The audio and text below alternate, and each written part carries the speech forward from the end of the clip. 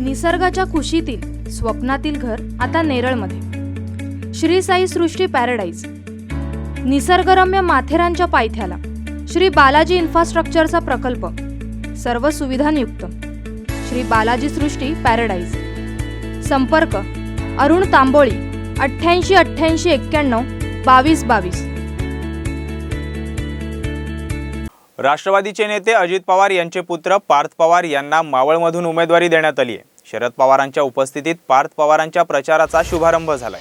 यावेळी पहिल्यांदाच पार्थ पवारांनी जाहीर सभेत राजकीय भाषण केलं।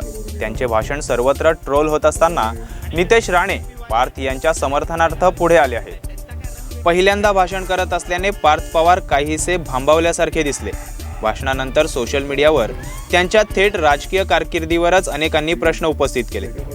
मात्र काँग्रेसचे आमदार नितेश राणेंनी पार्थ पवारांची पाठराखण केली। पार्थ पवारांच्या पहिल्या भाषणावर खिल्ली उडवण्यापेक्षा त्यांना प्रोत्साहन दिले पाहिजे।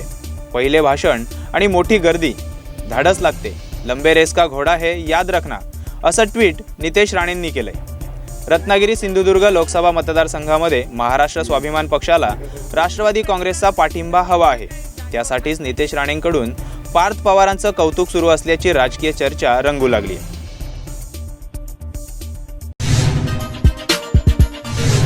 बेल आयकॉन दाबा आणि यासारख्या इतर बातम्या बघण्यासाठी आमच्या चॅनलला सबस्क्राइब करायला विसरू नका।